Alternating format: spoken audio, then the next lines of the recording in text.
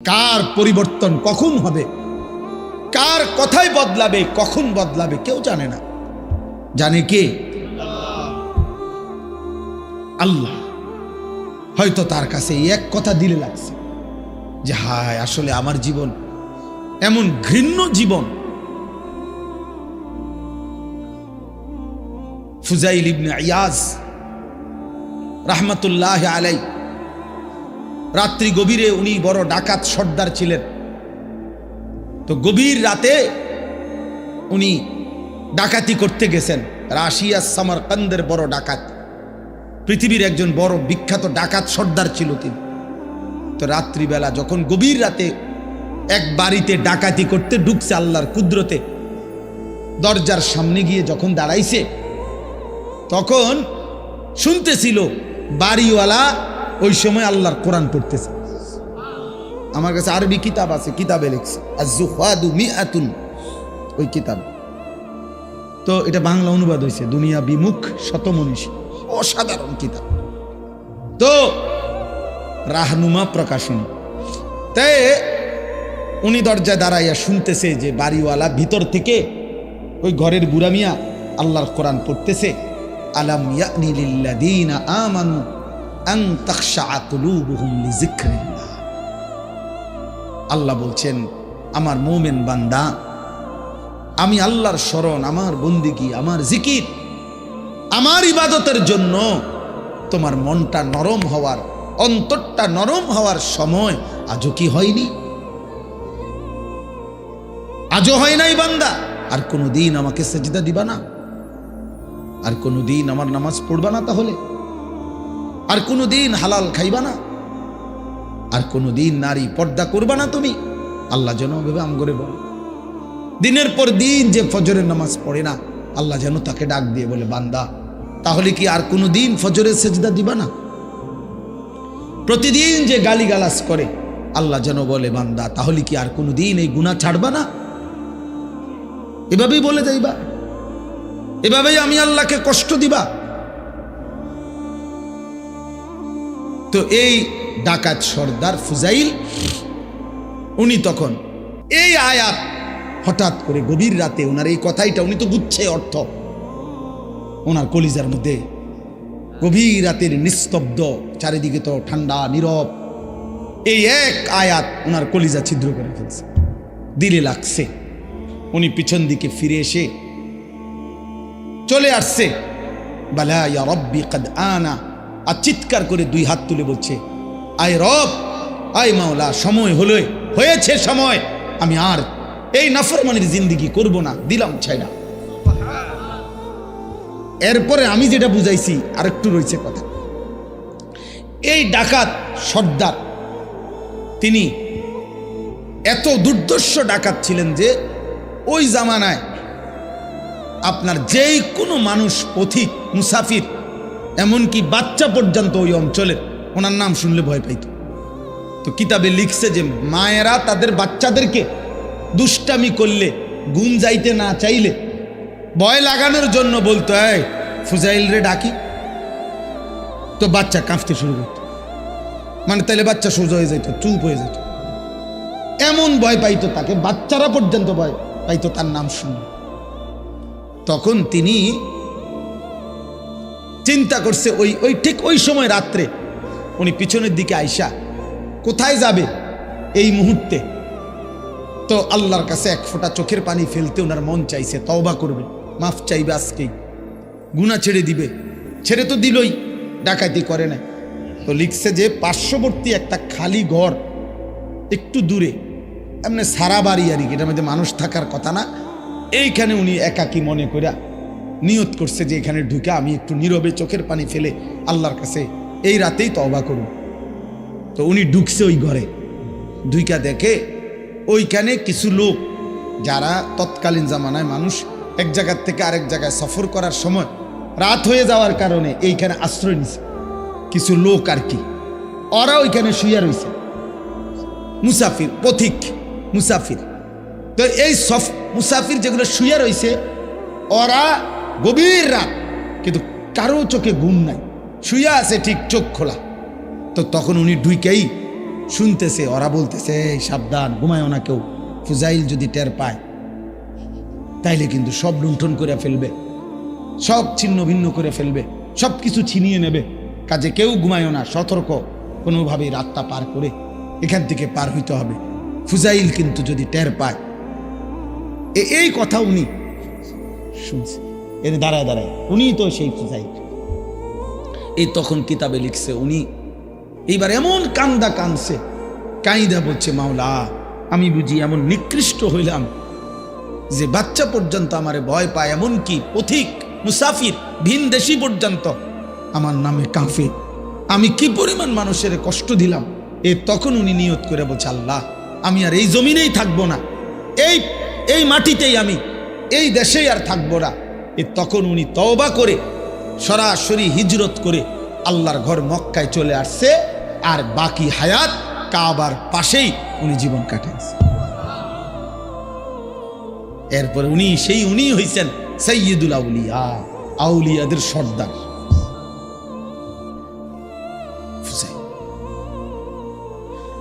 তাইলে বললাম আর কি যে কোনো কথা, কোনো এক আচরণ, কোনো এক শব্দ অনেক সময় চেঞ্জ করে ফেলে, জীবন তোলপাড় করে ফেলে, জীবন পরিবর্তন করে ফেলে।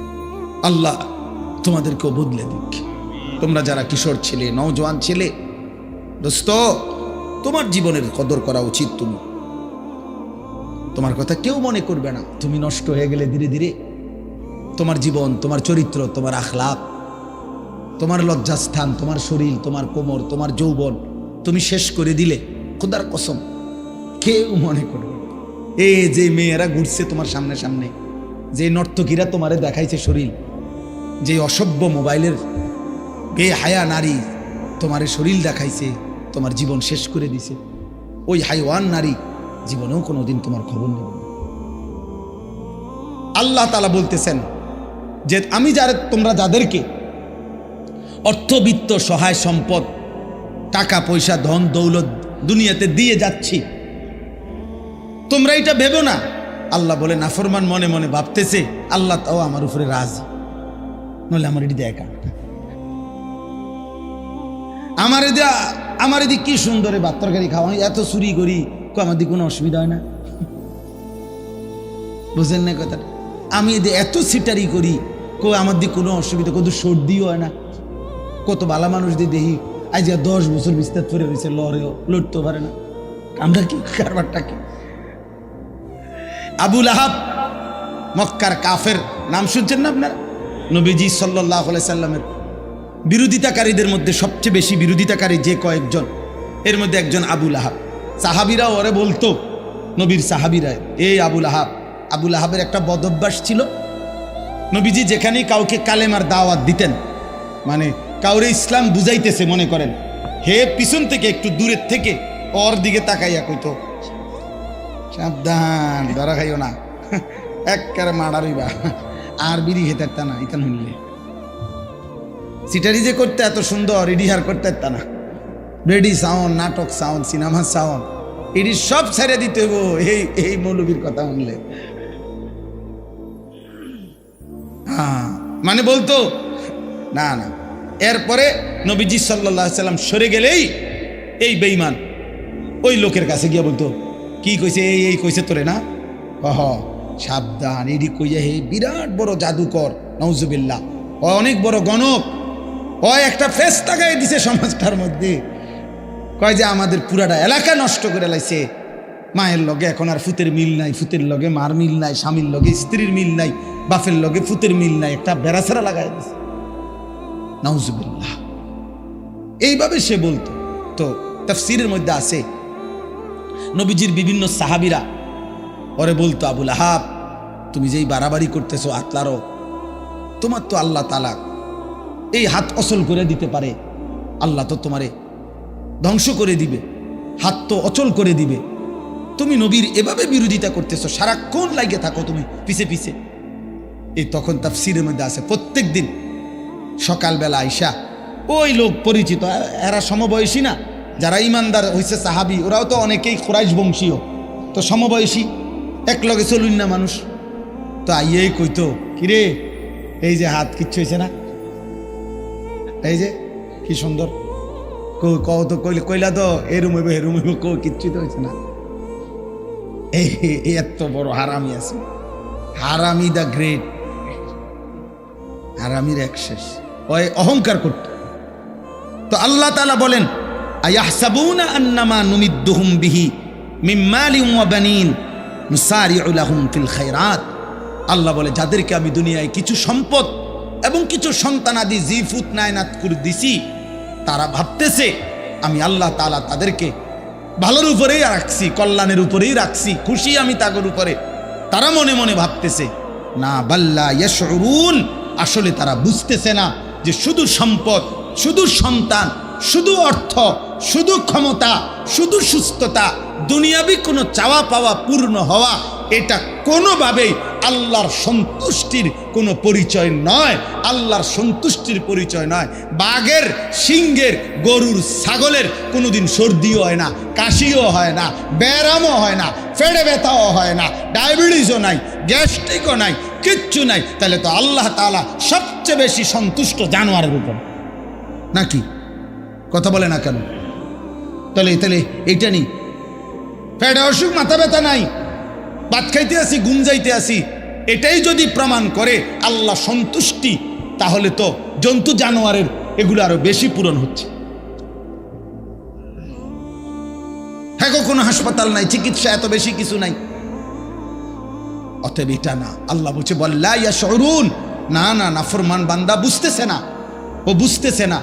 ভাত খাইতে দিচ্ছি বলে, ঘুম যাইতে দিচ্ছি বলে, আমি এটা প্রতিদিনের জন্য বলি যে আরে ভাই, কেউ কেউ আসো তোমরা ছেলেরা, হয়তো মনে করছো কোনো রোগ নাই, শোক নাই, কেউ বাধা দেয় না, সব মন মতো চলতেছে, মন মতো তুমি ভেবেছ এভাবেই চলবে। না না, আল্লাহ বলে দুনিয়ায় ভালো থাকা, দুনিয়ায় একটু আরামে থাকা, এটা আমি আল্লাহর সন্তুষ্টির পরিচয় প্রমাণ নয়। আমি তো কাফের বেঈমানকে দুনিয়া অনেক ভালো থাকতে দিছি, অনেক সম্পত্তি দিয়ে ভরপুর করে দিছি, অতএব এগুলো কি আমি আল্লাহর সন্তুষ্টির জন্য দিছি? কথা বলেন না কেন? তাহলে এটা না। দাওয়াত গত বছরও দিনাজপুর হুসাইন ভাই খুলনাতেও, হ্যাঁ, দাওয়াত দিয়ে সারছি, শুনছে 20 মিনিট কথা বলার পরে ওরা 3 ছেলে আমার বলতে, হুজুর আমরা তো হিন্দু, কিন্তু আমার কথা পুরো শুনছে, হ্যাঁ, মনোযোগ দিয়ে শুনছে। আমি বলছি ঠিক আছে ভাই, কোনো অসুবিধা নাই, মালিকের কথাই বলছি, তোমার সৃষ্টিকর্তার কথাই তোমারে শুনাইছি। সেই দিন এক মৌলানা সাহেব রংপুর থেকে খবর পাঠাইছেন যে একটা মাহফিলের ডেট দিতাম। কেন এত দরকার হইল? উনি বলছেন যে এক ওই বাজারের হিন্দু ছেলে, ওর কথা হইল হুজুর, এই হুজুর রে দাওয়াত দেন। আলহামদুলিল্লাহ। তো বললাম আর কি, যে এটা যে তুমি তো ভাই মুসলমান, আমরা মুসলমান, আপনারা আমরা মুসলমান, আমাদের মায়েরা, আমাদের বোনেরা, আমাদের বিবিরা, আমাদের ঘরে যারা যেই সমস্ত মহিলাগুলো আছে, ওরা মুসলমান না? কথা বলেন না? তো ওরা নামাজ পড়বে না কেন? ওরা পর্দা করবে না কেন? আমরা মুসলমান যদি হালাল না খাই তো কে খাবে হালাল? আমরা যদি হারাম না ছাড়ি তো ছাড়বেটাকে? সুদ যদি হারাম আমরা মনে না করি তো কার জন্য সুদ হারাম করছে? হিন্দুর জন্য, ইহুদির লেগা? কার জন্য? তো তাইলে আমরা মানবো না তো কে মানবে? ফেরাউন বাদশা থাকা অবস্থায় তো কি মারা গেছে, নমরুদ ক্ষমতা থাকা অবস্থায় মারা গেছে কিনা, কারুন সম্পদ থাকা অবস্থায় ধ্বংস হয়েছে কিনা? তো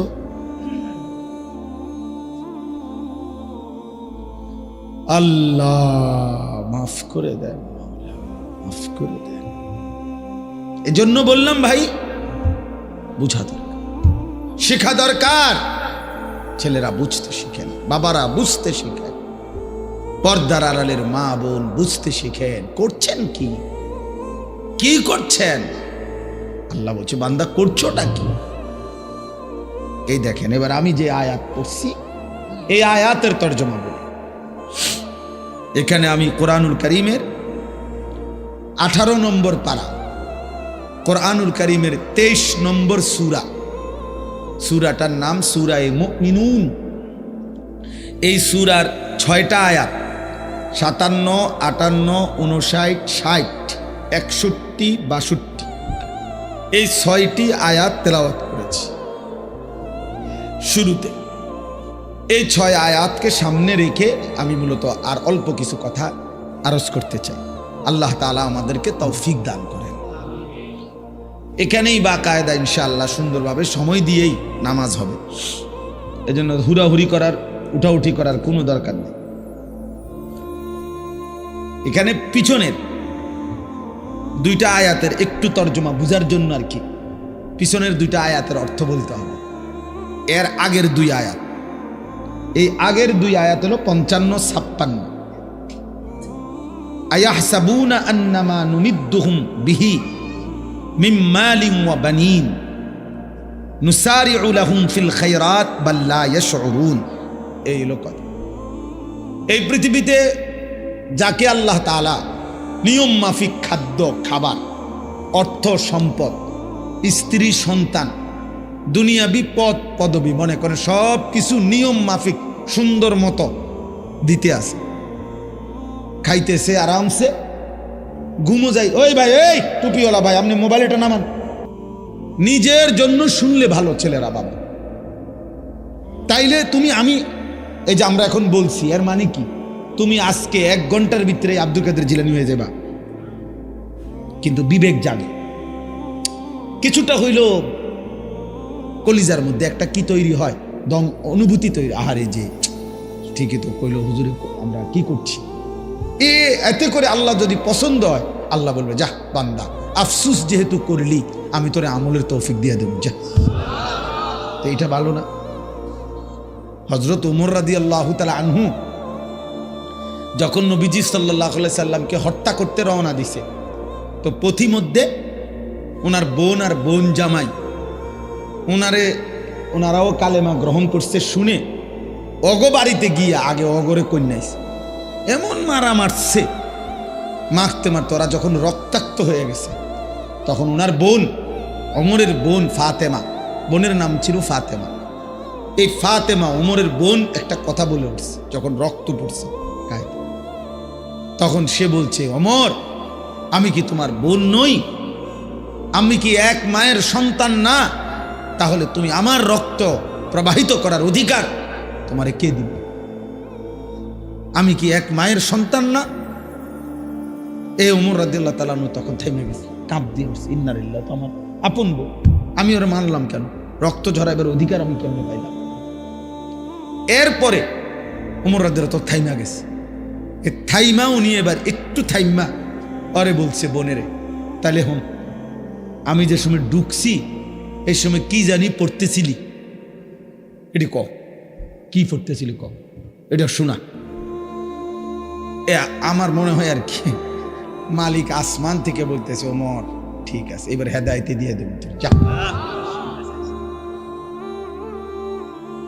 হেদায়েতে দিয়ে দেব, যা শুনতে চাইছো তো যাও, ঈমান দিয়ে দেব। তে এইবার কোরআনুল কারীম শুনাইছে ওমরকে 2-4 আয়াত সূরা তাহা, এই সূরা থেকে ওমর রাদিয়াল্লাহু তাআলা আনহু বলছে, থামো, আর লাগবে না, বইছে বুঝছি। কি বুঝছো? বলছে চলো। বোনকে বলছে, বোন জামাইরে বলছে, হযরত খাব্বাব ইবনুল আরাত উনিও ছিলেন এখানে, আড়ালে লুকায় ছিলেন, তিনি মূলত পড়াইতেছিলেন। তো মূলত কোরআন শরীফ তেলাওয়াত করছে উনি, খাব্বাব রাদিয়াল্লাহু তাআলা। তো বসে চলো সবাই চলো, কই যাবা? মুহাম্মদের দরবারে চলো, নবীজির দরবার। কি করবা? হেনে খোয় এখন তোমরে লইয়া আর গর্দান নেব না, নিজের গর্দানি মুহাম্মদের কদমে দিয়ে। তো কালেমা পড়ে মুসলমান। ওই যে একটু থাম, একটু কইছে কথা এটা, আচ্ছা ক দেখি কি বলছে, কি পড়ছিলা কও, এটি শুনা। তো গইছিল তো গোসা কইরা, আল্লাহ বলছে যায় এই অবস্থায় হেদায়েত দিয়ে দেব।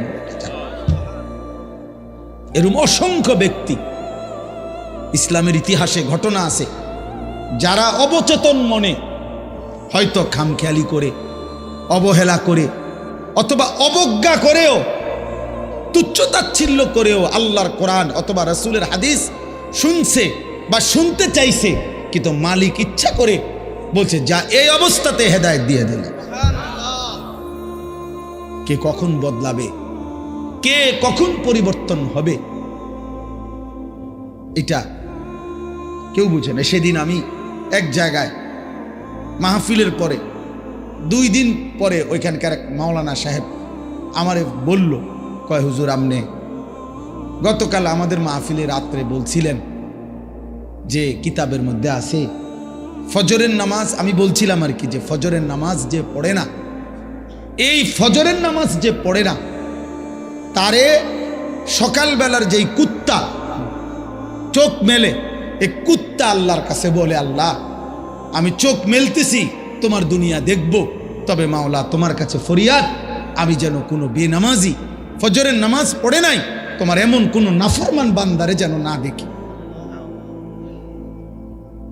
এজন্য ফজরের নামাজ যে পড়ে না তারে সকালবেলা তারে কুত্তা পর্যন্ত দেখতে চায় না, তারে কুত্তাই ঘৃণা করে, কুত্তাই ঘৃণা করে, কুত্তা কুত্তা তারে দেখতে চায় না। তো আমি এই কথাইটা এমনি কইলাম, এমনি কইছি, আমি আমার ওয়াজ শেষ করে চলে আসছি। তো এইখানে এক শ্রোতা ছেলে ছিল, ছেলে বা একটু মাঝ বয়সী 30-40 বছর হবে। ওই মাওলানা বললেন, পরের দিন দুপুরবেলা ওই লোক আইসা ওনার কাছে বলছে, হুজুর আমি তো ওয়াজের পরে আর সারাটা রাত ঘুমাইতে পারছি না। ও হুজুর এটা কি কইল, আমার কুত্তাও দেখতে পারে না, যা নিয়ত করছি হুজুর আর ঘুমাইতাম না আজকের রাত, ফজরের নামাজ পড়েই ঘুমাবো। কয়ের পরে ফজর পড়েই ঘুমাইছে। তো মালিকের ইচ্ছা, অথচ এই কথা তো কতবারই বলছি। তো কার পরিবর্তন কখন হবে, কার কথাই বদলাবে, কখন বদলাবে কেউ জানে না, জানে কে? আল্লাহ। হয়তো তার কাছে এক কথা দিলে লাগছে যে হায় আসলে আমার জীবন এমন ঘৃণ্য জীবন। ফুজাইল ইবনে ইয়াজ রাহমাতুল্লাহ আলাই, রাত্রি গভীরে উনি বড় ডাকাত সর্দার ছিলেন। তো গভীর রাতে উনি ডাকাতি করতে গেছেন। রাশিয়া সামারকান্দের বড় ডাকাত, পৃথিবীর একজন বড় বিখ্যাত ডাকাত সর্দার ছিল তিনি। তো রাত্রিবেলা যখন গভীর রাতে এক বাড়িতে ডাকাতি করতে ঢুকছে, আল্লাহর কুদরতে দরজার সামনে গিয়ে যখন দাঁড়াইছে, তখন শুনতেছিল বাড়িওয়ালা ওই সময় আল্লাহর কোরআন পড়তেছে। আমার কাছে আরবি কিতাব আছে, কিতাবে লিখছে আজ-জুহাদু মিআতুন, ওই কিতাব।